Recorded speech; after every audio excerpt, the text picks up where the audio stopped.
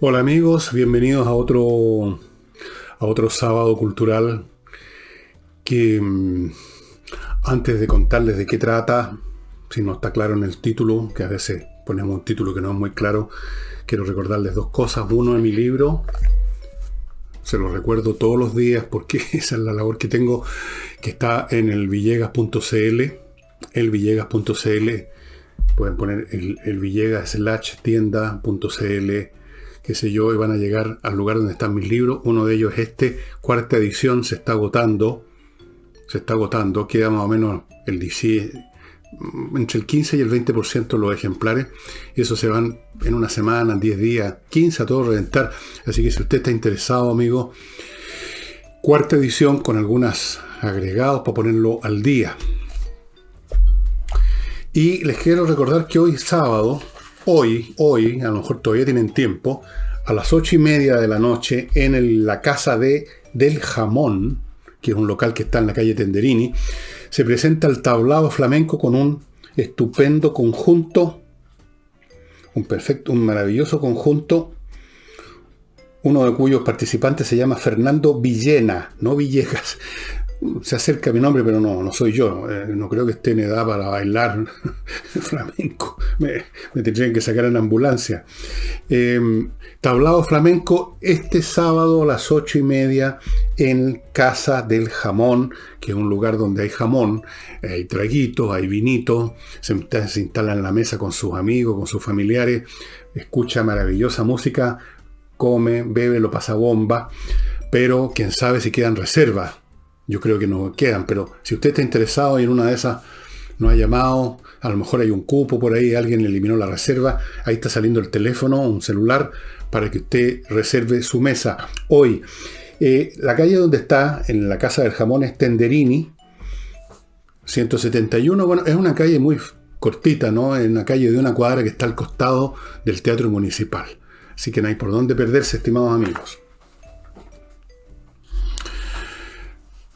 Si ustedes recuerdan lo que hayan estudiado, le hayan leído a los filósofos de la antigüedad clásica, especialmente Aristóteles, recordarán que en su lógica, cuando se presenta el tema de cómo se define una entidad, cómo se define un ente, la esencia de la definición del ente está dada por su función, o en otras palabras, para qué está hecho, por qué existe, para qué sirve. Una mesa, por ejemplo, uno no la definiría como un mueble de 4 patas de madera, porque puede ser de 3 patas, o de 5 patas, o de 10 patas de mármol. Uno la define por la función. La mesa es un mueble que tiene como objeto poner cosas encima, y para esos efectos, toda su estructura deriva de ese fin. Obviamente que la superficie tiene que ser lo más amplia posible, tiene que ser paralela al suelo, porque si está inclinada las cosas se van a caer. Su función define su estructura.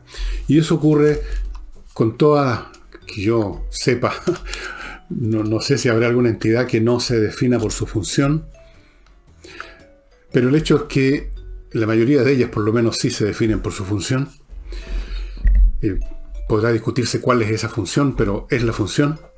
Y lo mismo sucede con los entes sociales, con los, como llaman ahora la palabrita que está de moda, colectivo, con las organizaciones sociales. Una organización social llegó a existir, ha sido creada de forma muy planeada o ha ido ocurriendo así en forma menos planeada con el tiempo, pero igual el punto al cual se dirige esa organización, ya sea de una forma o de otra que se forme, es un objetivo, es una función. De ahí deriva su estructura, o gran parte de su estructura.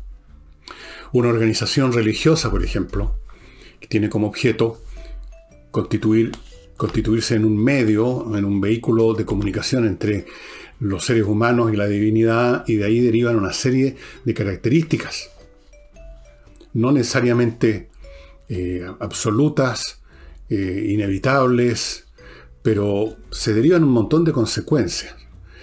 Una organización deportiva que tiene un objetivo determinado, también su estructura va a derivar de esa función.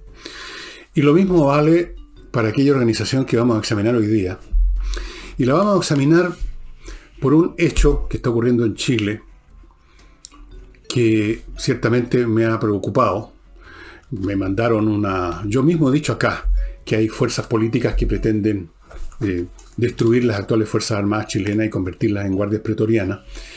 Y para esos efectos, en este momento, están en el Ministerio de Defensa no solo 2 o 3 personas, el ministro, el subsecretario, qué sé yo, un montón de personas que son el equipo de estos funcionarios, que son comunistas, o filocomunistas, o cercanos al Partido Comunista. Están ahí. Y eso es importante. Y es importante por lo que vamos a examinar ahora acerca de cómo las organizaciones militares están determinadas en su estructura por su finalidad. Ahora, ¿cuál es la función de una fuerza armada, de cualquier fuerza armada, de actual o del pasado, de cualquier parte? La función de la fuerza armada es eventualmente ejercer violencia letal, ya sea contra un enemigo exterior o un enemigo interior. Su razón de ser es ejercer fuerza letal. Pero de ahí derivan un montón de consecuencias estructurales, que es la que vamos a examinar ahora. Ejercer fuerza letal significa también ponerse en una situación en que otros ejercen contra uno fuerza letal. El ejército existe, o la fuerza armada existe, porque hay otras fuerzas armadas que pueden intentar apoderarse de nuestro territorio o algún otro bien, o porque existen organizaciones internas capaces de usar fuerza letal. Por lo tanto, una organización que está constituida para ejercer fuerza letal está constituida por miembros que tienen que ser entrenados para ejercer fuerza letal y soportar una situación en que pueden recibir el efecto de fuerza letal. En otras palabras, la función de la Fuerza Armada es de tal naturaleza que pone a los seres humanos comunes y corrientes en una situación casi imposible. Una situación que va contra los primeros instintos del ser humano, que es el instinto de supervivencia. Y por eso es que uno, cuando piensa un poquito en el hecho de que existen fuerzas armadas, que existen ejércitos, y uno a eso lo da como un hecho obvio, lo da por sentado sin pensar más, pero si uno piensa un poco, no deja de producir asombro el hecho de que existe una organización en la cual sus miembros potencialmente en algún momento podrían ser puestos en una situación que va contra todos sus instintos: matar o ser muertos. Matar no es fácil. Ustedes saben que una buena parte de los soldados que han participado en una acción militar vuelven con serios problemas psicológicos, obviamente porque sobrevivieron, pero sobrevivieron viendo a otros ser muertos o mutilados. Ellos mismos pueden estar heridos o mutilados, y la cantidad de veteranos que vuelven de las campañas militares con serios problemas de desórdenes psiquiátricos es inmensa, y la cantidad de veteranos, y están las estadísticas si ustedes quieren buscarlas en Google, por ejemplo, para los ejércitos norteamericanos que han estado en tantas campañas, la cantidad de suicidas es enorme, porque es una actividad que pone a los seres humanos en una situación extrema, donde corre en peligro nada menos que su subsistencia física. Y lo pone además en la condición de tener que matar a otro, o destruir a otro, mutilar a otro. Son situaciones demasiado extremas, y de ahí deriva, para poder cumplir una función tan extrema, tan contraria a los primeros impulsos del ser humano, es que las Fuerzas Armadas de todos los tiempos están organizadas de cierta manera que hace posible que personas comunes y corrientes, en un número masivo, no unos pocos seleccionados, puedan cumplir esa función. O por lo menos una probabilidad de cumplirla. Porque, abro paréntesis, es un hecho que ustedes pueden verificar en cualquier estudio de cualquier campaña militar, de cualquier guerra, de cualquier época, que los que participan en una batalla y realmente actúan intentando cumplir los objetivos del alto mando o de los oficiales son pocos. La mayoría está permanentemente buscando en qué hoyo meterse, cómo escabullirse el campo de batalla, cómo herirse de una manera que le permita escabullirse, escapar lo antes posible. Por eso que, en parte en broma y en parte seriamente, el escritor Anatole France decía que la táctica es el arte de desplegar las tropas de tal manera que no puedan huir. Si se les permite huir, si se les permite arrancarse, si se les permite desaparecer de la línea de frente, muchos lo hacen. Es un hecho que se ha estudiado. Hay estudios que se hicieron en la Segunda Guerra Mundial sobre cómo se comporta realmente una patrulla, o sea, un grupo o un pelotón, 10, 12 tipos. Bueno, volvamos al punto. Como sea, hay un grupo importante que tiene que participar y eso supone ciertas condiciones estructurales para esta organización tan particular que son los ejércitos.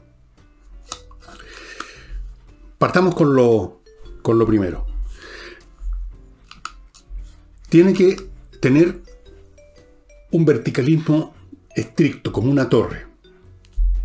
Es decir, un verticalismo en el cual de arriba para abajo van las órdenes y de abajo para arriba va la obediencia.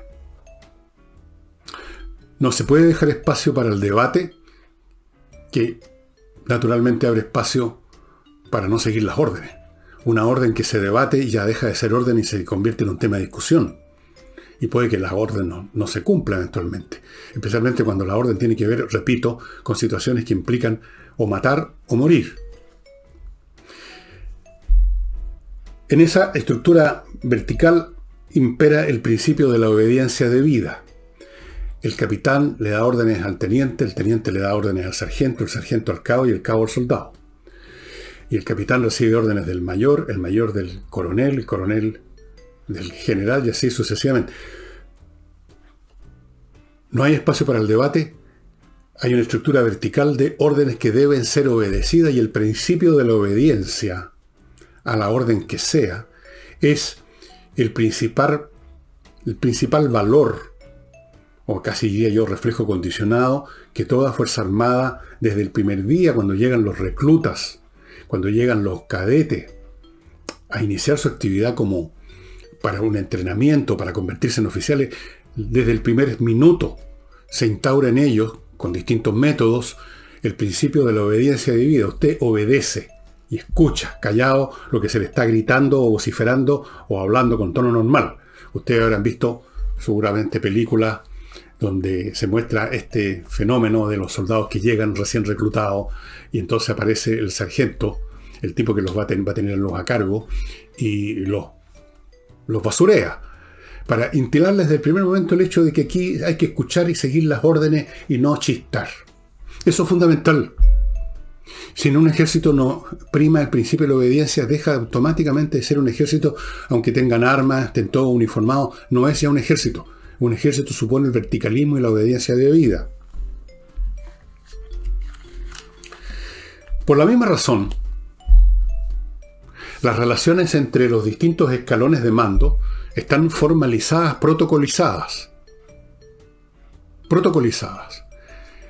Sobre la base del principio de la obediencia. Usted no discute con su superior jerárquico lo que le está diciendo, la orden que le está dando, las instrucciones que le está dando. No hay espacio para el debate. Usted obedece y transmite a su vez sus órdenes, alimentadas por las órdenes de su superior, a su subordinado. No hay espacio para las relaciones informales dentro del ejército. Pueden haberlas hasta cierto grado fuera del ejército, en una situación social, una fiesta en que se reúnen oficiales, y ahí puede haber un cierto grado, pero bastante menor, de informalidad entre los distintos planos, pero muy menor, y depende además de las distancias entre esos planos. Tal vez probablemente un coronel pueda departir socialmente, informalmente, con un mayor o con un general, pero no va a ser el caso entre un general y un soldado o un cabo. Las relaciones informales, o sea, lo que podríamos llamar la sociabilidad corriente, dentro del ejército está limitado a los individuos del mismo plano, los soldados entre sí, los sargentos entre sí, los tenientes entre sí. Y aún en ese caso, está siempre pendiendo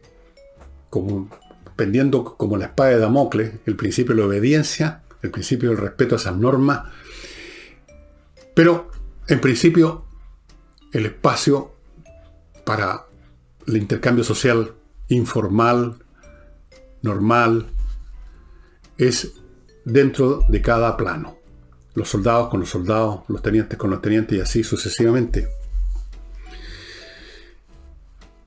Toda la funcionalidad de la maquinaria de una fuerza armada depende absolutamente de estos factores.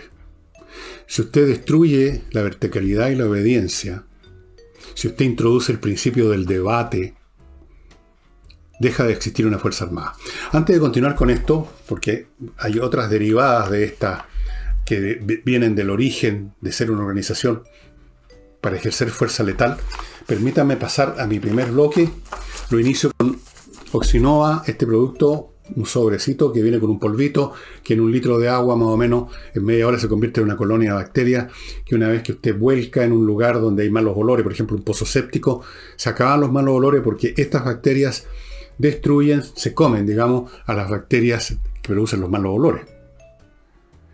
Y esto, por lo tanto, yo diría fundamental en cualquier casa que no tenga salida a alcantarilla. Es más, es útil en casas con alcantarilla, también con casas normales de una ciudad, porque de todas maneras en el sistema de cañerías, desagües de una casa, con el tiempo se junta materia orgánica y empiezan los malos olores, y ahí empieza la gente a echar cualquier cosa a los water, a los lavatorios, y destruyen las cañerías simplemente.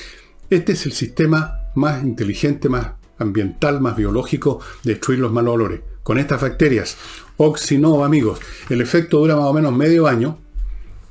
En medio año la colonia de bacterias puede desaparecer, pero entonces usted simplemente agarra otro sobrecito y repite la operación. Súper simple. Continúo con Climo, la mejor empresa de climatización de Chile, punto. Instala los mejores dispositivos, que dicho sea de paso sirven para todas las estaciones del año, dan frescor, dan calor, con todas las variables que usted quiera, la velocidad del ventilador, son silenciosos, consumen muy poca electricidad, no hay olores, no hay peligro de incendio, están conectados a internet, increíble. Usted los puede controlar con un control remoto en cualquier parte de la casa o incluso fuera de su casa. Todo eso, más la instalación de gran calidad y la mantención, es lo que le valió a Climo, que usted encuentra en miclimo.com, 2 premios internacionales, simplemente. Ellos tienen los premios, otros no. Y continúo con Avanzar, una institución médica y psicológica integral que ofrece atención presencial y online, básicamente en temas de psiquiatría y psicología. Psiquiatría para adultos. Psicología para todas las edades, ojo con los niños, muy importante. Fonoaudiología infantil, test de distintas clases psicológicos, peritaje psicológico, evaluación neuropsicológica, todo eso usted lo puede hacer en persona, en la dirección que está apareciendo aquí, donde tienen el centro, que está aquí en Ñuñoa, en Battle Ordóñez 4502, o online, amigos. Ojo con los problemas mentales, especialmente de los niños, que uno tiene menos contacto con ellos, viven en su propio mundo, y cuando uno llega de repente a darse cuenta que hay algo que no está funcionando bien en el chico, puede ser tarde y pueden ocurrir consecuencias muy desastrosas. Si es que cualquier cosa, consulte con Avanzar. Y termino este bloque con ICG Chile, una empresa que es subsidiaria de una empresa informática europea, especialista en crear sistemas informáticos para la gestión de hoteles, centros, a ver, aquí tengo el detalle, retail, restaurantes, todo tipo de establecimientos comerciales que atienden gente, que mueven materia prima, mercadería, y que la contabilidad, todas esas cosas en un nivel de medio, ¿no? Ni tan chico ni tan grande, están hechos a la medida para ese tipo de instituciones comerciales o de servicios, y son estupendos. La empresa matriz es europea, está desde el principio del Internet funcionando, garantía de calidad, y tiene esta subsidiaria en Chile, ICG Chile, que atiende en todo el país. Entonces, ¿cómo sería posible, amigos, llevar a un lugar donde vuelan las balas y caen las granadas de artillería y las bombas de aviación, y por lo tanto está en peligro nuestra vida, si no hay una máquina, una organización que de principio a fin está estructurada para lograr esa obediencia, para lograr que por lo menos una mayoría de sus miembros vayan a ese campo de batalla, pongan en riesgo sus vidas, combatan con el enemigo y hagan todas las cosas que tienen que hacer los soldados? La verticalidad, la obediencia como principio absoluto, cero debate. Ahora, ¿cuál es la consecuencia de esto?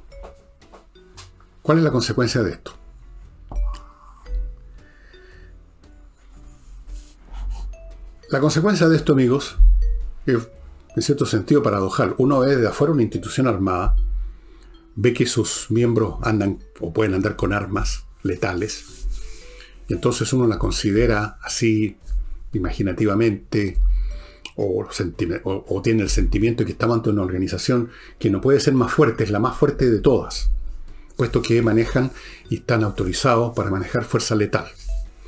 Pero al mismo tiempo es una organización extremadamente débil, porque toda esta estructura que les he estado describiendo y que yo creo que todos ustedes conocen, porque todo esto es bastante obvio, no estoy descubriendo ningún secreto del universo, todo esto hace esta institución absolutamente dependiente de la cabeza, de quién dirige, quién manda, quién es el que está más arriba en esta cadena alimenticia y da las primeras órdenes. Absolutamente dependiente de quién es el que manda, o los que mandan. En otras palabras, el cuerpo de generales. Y dentro del cuerpo de generales, no cualquier general, el alto mando. Del alto mando deriva todo para abajo. Por lo tanto, estos miembros de un ejército, de esta organización llamada Fuerza Armada o Ejército, parecen fuertes, temibles por su acceso a armas, por su uso de armas, pero son, y ahora estoy hablando en general de todos los miembros de las Fuerzas Armadas, no solamente del cuerpo general, son los más susceptibles de ser usados como instrumentos porque están programados con el principio de la obediencia que viene bajando desde arriba. En otras palabras, el acatamiento a quien sea que dé la orden es un reflejo condicionado. Por consiguiente, usted cambia el cuerpo generales, el alto mando, y ese ejército va a cumplir las órdenes, quizás completamente distintas a las que habría dado el anterior alto mando, porque está en su estructura obedecer órdenes verticalmente. Independientemente si les gustan o no a los miembros de esta institución, que además de que tienen interiorizado el principio de la obediencia, opera otro factor complementario, y es que pongamos un soldado cualquiera que está en la mitad, un suboficial, no está de acuerdo con la orden, pero en vista que sus relaciones son básicamente para hacia arriba y hacia abajo, y muy poco lateralmente, no puede tener claro, no tiene claro en absoluto qué piensan, qué sienten en los otros pisos de esta torre. A mí no me gusta la orden, piensa el suboficial, pero ¿qué pasa en el plano superior, donde están los oficiales superiores a mí y los que son superiores a esos superiores? ¿O qué piensan los que están debajo de mí incluso? ¿Qué piensan mis soldados? ¿Qué piensan mis suboficiales? No sabemos. En una de esas, y esa es la presunción que hace todo individuo dentro de esta torre, todos los demás están aceptando esta orden con pleno gusto, o la están aceptando por último. Por lo tanto, ¿qué hago yo? La obedezco, porque desobedecer es la cosa más castigada que hay en cualquier ejército del mundo, por lo mismo, porque el principio de la obediencia es absoluto. Si ustedes se remontan a estudiar cómo funcionaban, por ejemplo, las legiones romanas, uno de los ejércitos más disciplinados que jamás han existido, una tremenda máquina militar. Era una tremenda máquina militar, efectivamente, pero estaba basada en una disciplina tal que las faltas más leves, no solamente de obediencia o de desobediencia, sino que falta quedarse dormido cuando estaba de centinela, o no presentarse a la hora debida o el día debido al campo de Marte a formar, qué sé yo, cualquier cosa, no sé, estoy inventando, podía significar la muerte, podía significar un apaleo. El concepto, por ejemplo, del diezmar, que se ha ocupado en algunos momentos no mucho, pero en algunas guerras relativamente modernas se ha visto operar el principio del diezmar. Una unidad militar, un regimiento, por ejemplo, que se considera que actuó pésimo en una batalla, que se huyeron todos, que dejaron botados a sus oficiales, una vez que se juntan de nuevo a esa gente, se les diezma. 1 de cada 10 es fusilado. En algunos casos se les quintea, 1 de cada 5.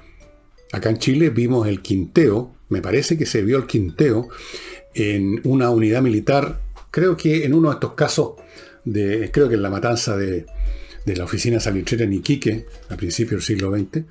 Una unidad parece que no fue muy indisciplinada, no quiso obedecer, y los quintearon. 1 de cada 5 fue fusilado.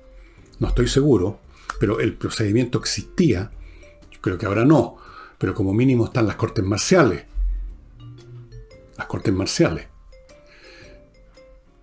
Y los fusilamientos potenciales. En la Primera Guerra Mundial, en el año 1917, hubo un momento que, después de unas carnicerías espantosas y de tener que estar tolerando órdenes absurdas, varias unidades, varias divisiones, no un regimiento, varias divisiones del ejército francés se amotinaron, no quisieron obedecer órdenes. ¿Y qué se hizo? Bueno, se hicieron muchas cosas, pero una de ellas fueron fusilamientos. No los diezmaron ni los quintearon, pero se fusiló a un buen número de gente. Eso está también presente en el principio de la obediencia y es lo que hace que un ejército que parece tan fuerte, que parece, digamos, capaz de cualquier cosa, en el fondo es totalmente dependiente de la cabeza.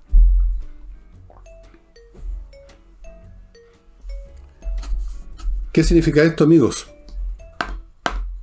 Que usted no vence en el caso de una guerra interna, en el caso de un grupo que desea hacerse del poder.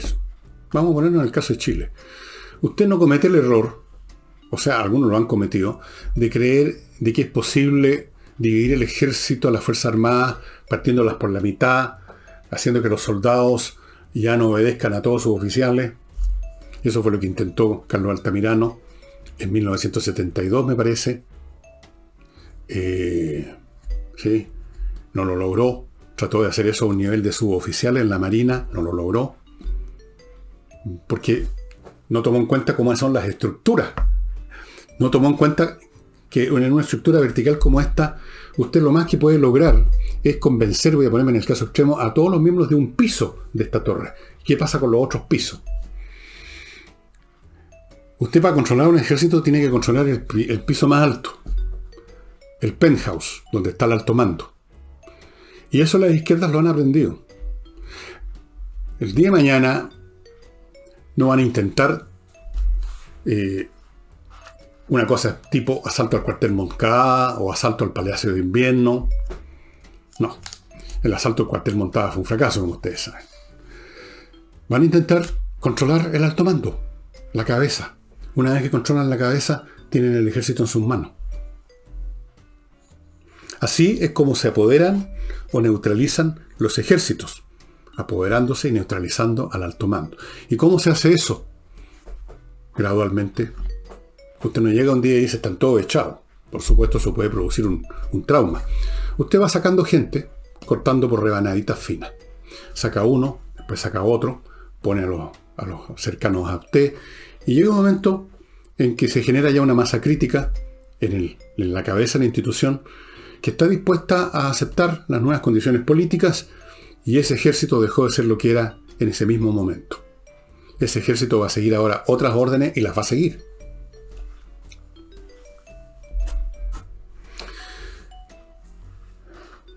Es una operación además que no se hace una sola vez, se pueden hacer muchas veces. Si ustedes estudian un poco la historia de la Rusia soviética, especialmente el periodo de Stalin, un poco antes que Alemania atacara a Rusia, cosa que ocurrió, como ustedes recordarán, en 1941, ¿sí?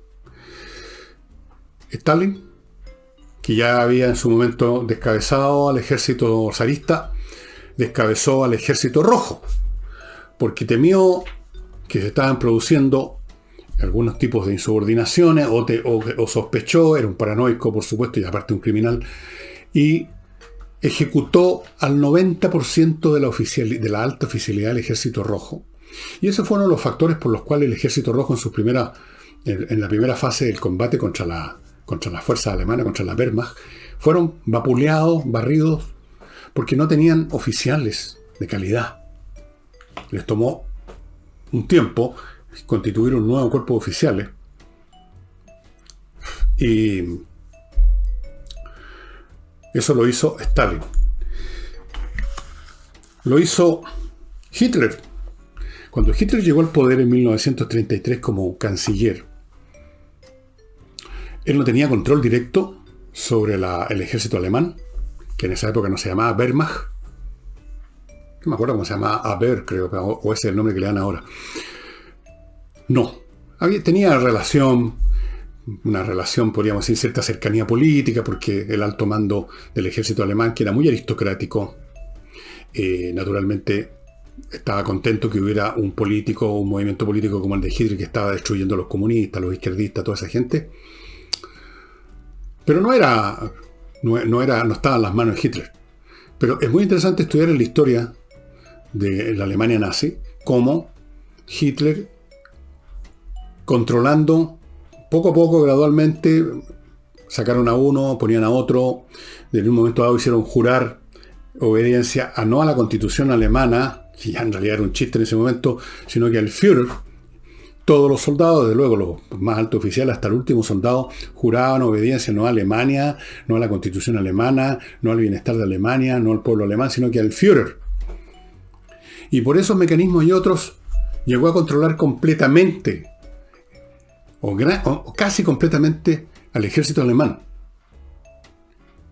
Y por esa razón, especialmente al principio de la guerra, cuando los más altos oficiales del ejército alemán, estaban completamente disconformes con los planes de Hitler.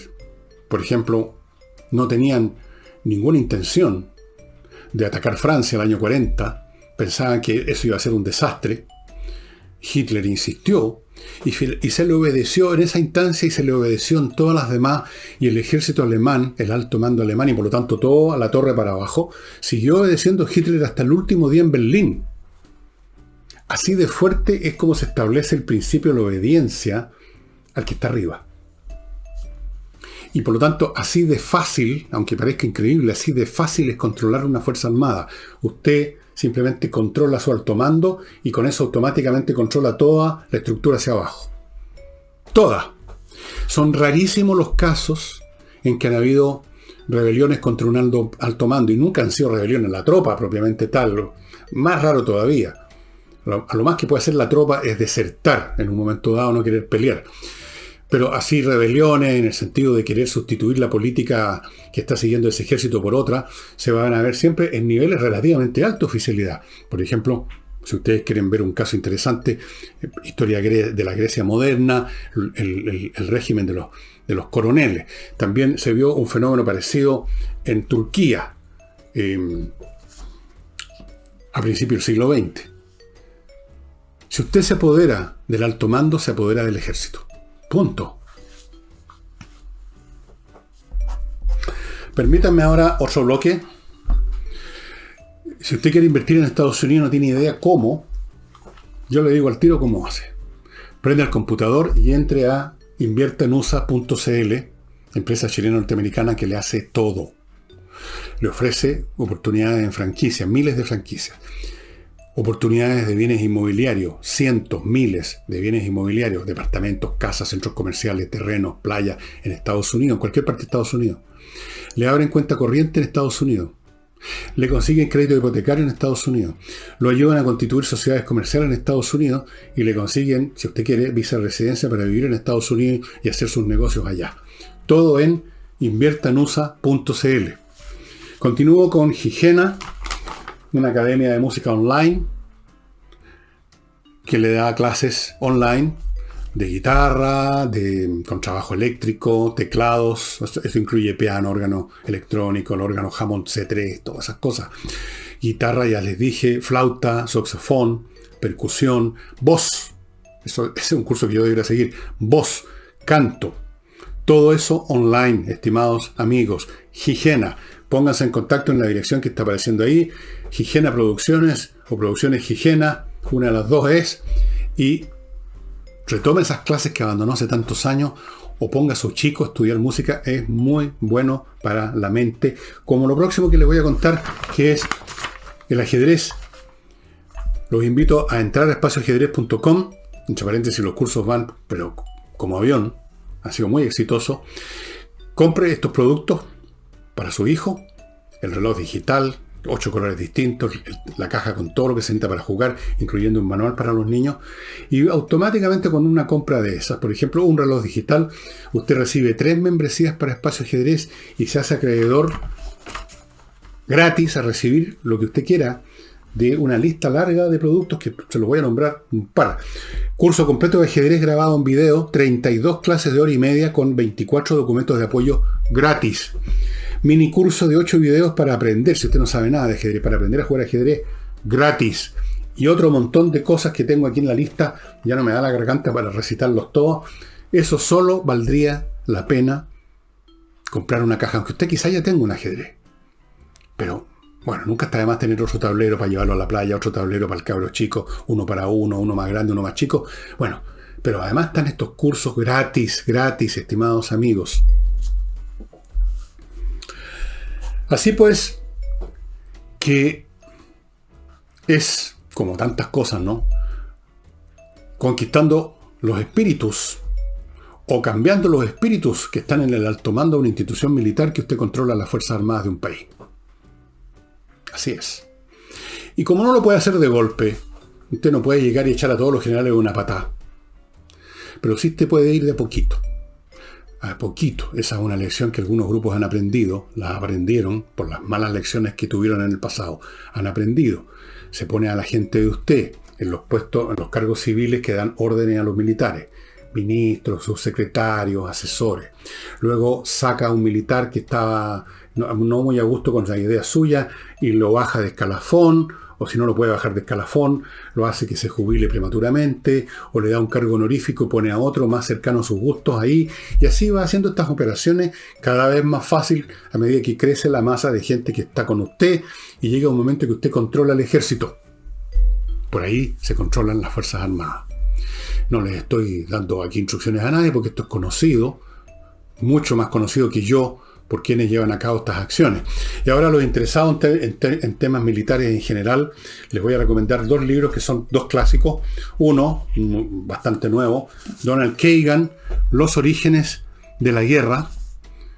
Cómo es que se inician las guerras y cómo se preserva la paz. Ese es el subtítulo, y la preservación de la paz. Muy interesante, estimados amigos, este libro de Donald Kagan, que es un especialista en historia militar, un gran historiador. Creo que ustedes pueden ver cursos de él en YouTube. Hay unos cursos de él de historia griega que son muy interesantes, sobre todo la guerra del Peloponeso. Aquí están llenos de notas que tomé en su momento. Lo he leído 2 veces y probablemente lo leeré por tercera vez. No sé cuándo, en mi próxima reencarnación supongo. Y el otro libro que ya es un clásico famoso, es un libro bastante antiguo, es del siglo XVIII. Aquí, esta es una edición que compré o me regalaron hace 1.000.000 de años. Una edición del Instituto del Libro La Habana, 1969, de la guerra. Aquí esto no es el empaste original, esto lo empastillo. De la guerra, Der Krieg, de don Karl von Clausewitz, que fue un alto oficial alemán, participó en las guerras napoleónicas y escribió este tratado sobre qué es, cómo opera la guerra. Y aquí lo tengo marcado, no mucho, parece que en esa época que marcaba menos. Este es un hombre muy hegeliano para razonar, muy...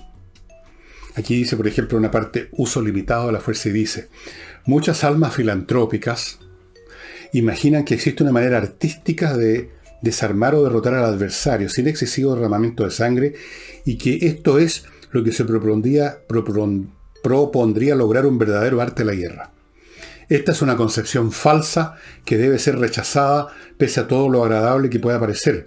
En asuntos tan peligrosos como la guerra, las ideas falsas inspiradas en el sentimentalismo son precisamente las peores.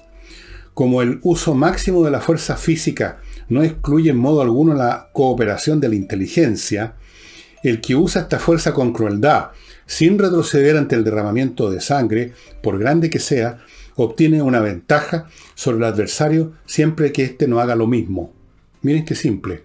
De este modo dicta su ley al adversario y cada cual empuja al otro a la adopción de medidas extremas cuyo límite es el de la fuerza de resistencia que lo ponga el contrario. Lo estamos viendo ahora, esta dialéctica desarrollarse en la guerra en Europa entre Ucrania y Rusia, o más bien dicho entre Rusia y el resto del mundo, que se está haciendo cada vez más brutal a medida que interactúan buscando derrotar al adversario ya sin miramientos de ninguna clase. Entre paréntesis, En este libro que he estado leyendo y que les he contado en varios programas por diversas razones sobre la guerra de Vietnam, uno de los grandes errores que cometió justamente Lyndon Baines Johnson fue un poco parecido a lo que se leía acá, el bombardeo gradual de Vietnam del Norte. En vez de haber arrojado desde el primer día todo su poder aéreo y estamos hablando de una guerra, no estoy diciendo que me gustara o no, haber destruido completamente las capacidades económicas y militares de Corea del Norte, de Vietnam del Norte, que era el que alimentaba al Vietcong. En vez de haber hecho eso, fue gradualmente. Este blanco sí, este no, y con esto le dio tiempo a los vietnamitas de irse acostumbrando a los bombardeos, de irse afiatando, de ir consiguiendo el armamento antiaéreo, que después tantas víctimas le iba a costar a la Fuerza Aérea Norteamericana.